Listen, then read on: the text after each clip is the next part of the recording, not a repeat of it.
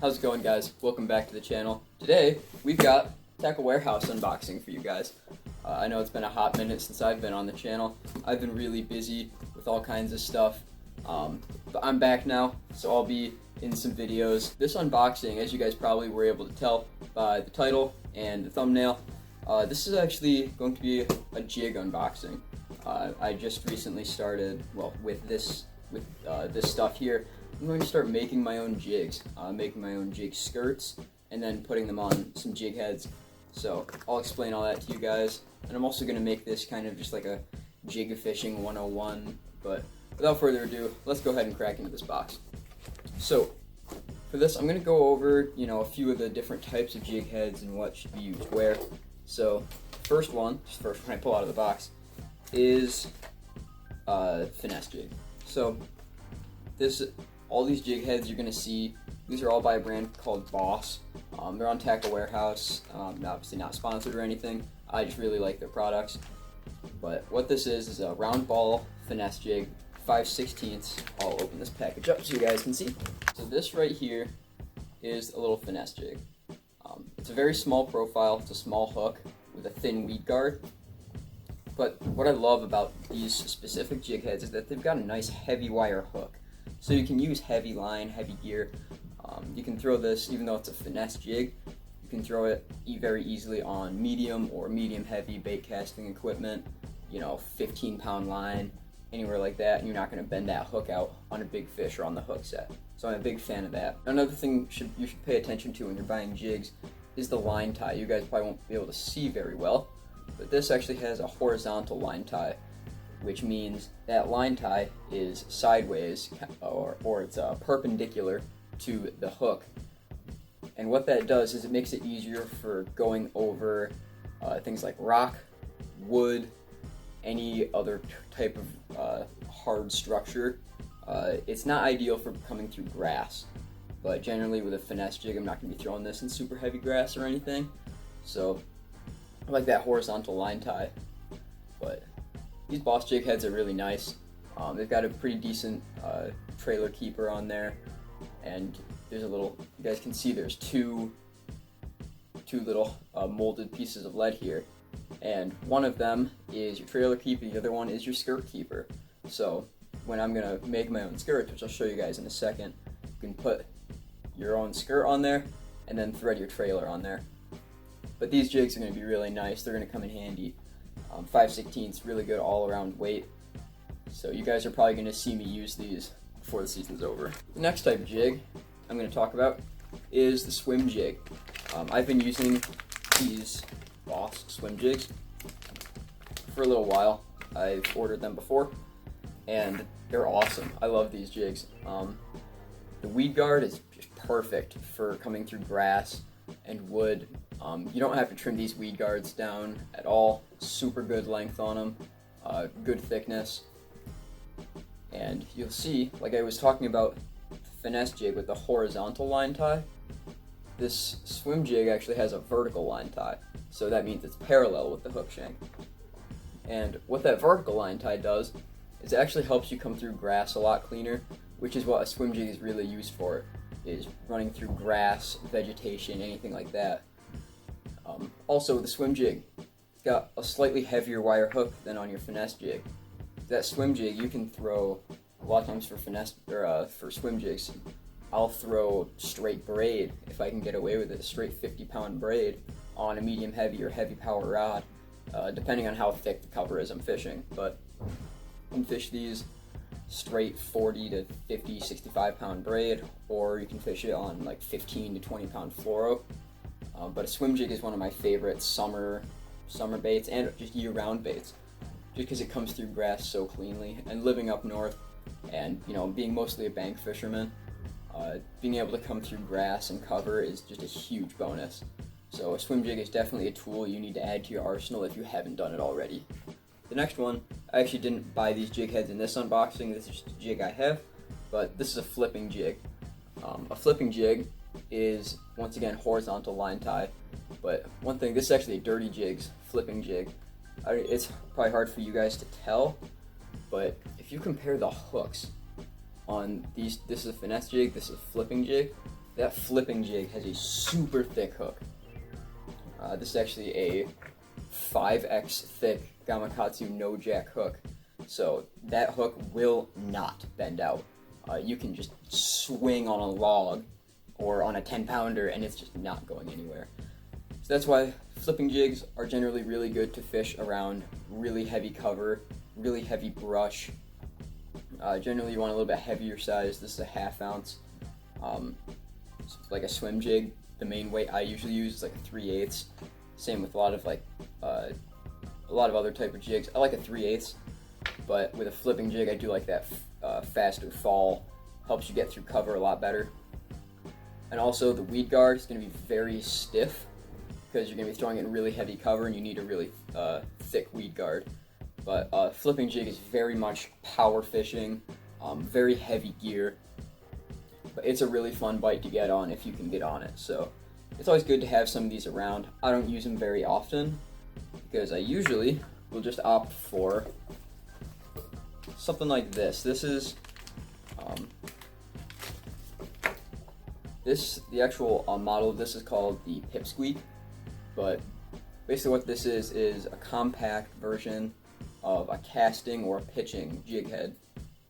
And what a casting or pitching jig head does is it's kind of the best of all worlds. It comes through wood really well, it comes through rock okay, it comes through grass okay, and this head shape is upturned. You guys can probably see that's called an archy style head. It's pretty similar to the head shape on this flipping jig, but it's meant to be fished around cover, not necessarily super heavy cover, but once again, pretty thick hook, so you can fish this thing in just your generic, lay downs or something like that. If you're fishing super heavy stuff, I would opt for that flipping jig, but this is like for a general all-purpose jig. This is actually 7/16 ounce jig, so it's halfway in between a 3/8 and a 1/2 ounce. And this is just going to be a super good all-around jig. Once again, just like all the other Boss jig heads, it's got that molded lead trailer keeper, the skirt guard, and a really nice weed guard on it. I might actually trim a couple sections out of this weed guard to make it a little thinner. This weed guard is actually pretty thick for what I'm going to be using it for, so I'll probably trim that down a little bit. But if you want just like an all-around jig, that's a really good one to use. So that does it for the jig heads. I've got a lot more stuff in here though. So real quick, this just has nothing to do with jigs, but I did pick these up. These are the Gambler Little Easies. This is what these are: is a 3.75 inch swim bait, so almost 4 inches. It's coming in a really cool color. This is called Red Ear. Basically just like a sunfish color. It's green pumpkin on top with like this really cool orange yellow on the bottom. Really good for imitating bluegill, sunfish, which we have a lot of here, and there's some flake thrown throughout. But these swim baits look really good. They seem to be pretty durable, but they're gonna have a good tail kick. Hopefully have some good body roll as well. I'm hoping to use these as some swim jig trailers. Once I get a skirt on here, throw a bluegill pattern skirt, a bluegill swim bait. Just an absolutely killer combo for summer. So I wanted to go over that real quick. Gambler Little Easy. Now, what we're gonna get into is some actual jig skirt making supplies. So I wasn't planning on getting into this, like jig skirt making. I found out it's actually really affordable.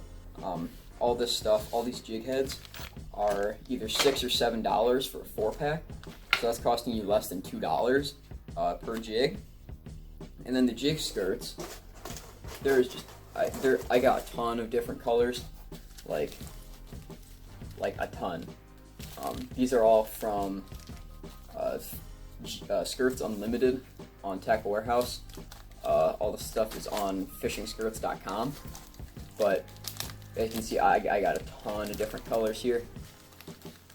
But really, you don't need a ton of colors to get started. And actually, each pack of jig skirts, it's only $3, and it's enough material to make a lot of jig skirts.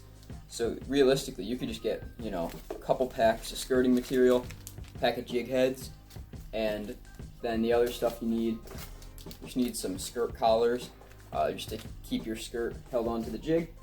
And this guy right here, this is the skirt making tool. It's kind of like a wacky rig tool, but you use it for making those jig skirts. And this only costs $4. The skirt collars are $2.50 for 100 pack. So all this stuff is really affordable, and I think there's going to be a big advantage of making my own skirts, because not only can I really match the hatch as much as I can, but I can try some different combinations that maybe aren't sold. Like one thing I want to try to make, and you guys can comment below if you guys want to see a video on how to make this, but I'm going to try to make like a crappie color. Take some black, some of this, which is like a white with some black stripes, and then some green iridescence, then just some plain white. That can make a really cool crappie color. You can make some really cool craw colors, like this, which is essentially just a modified green pumpkin with a little bit of brown in it. This is actually rubber skirt. So if you guys didn't know, rubber is actually, its movement in the water is very interesting. It's very lively, and it'll flutter and flare out a lot more than your normal silicone skirts. But rubber kind of went out of style when silicone skirts started getting popular. But I want to try some of these, especially on finesse jigs. Give something just a little subtle difference that could get some more fish to bite. Some other colors we've got: chartreuse. You know we're going to be using that. This color here is one of my favorite jig colors, and it's magic craw. So what this looks like, and probably what it looks like to the camera, is just basically just some basic green pumpkin with some black spots. But what this will actually do is in the light, it'll have this like blue iridescence, and it looks really, really cool. Really good clear water color, really good smallmouth color, and it's just very natural, which is awesome. So magic craw, definitely gonna be using that. This color here is actually called Tabasco. For whatever reason, on Tackle Warehouse, like every single orange color is just sold out. And I wanted some orange so I could make some bluegill patterns. The orange would imitate the belly of that bluegill. But this is as close as I could get. It has some bits of orange, watermelon, like some brown in there. I think that'll work pretty well. And then obviously, I got the Tackle Warehouse sticker.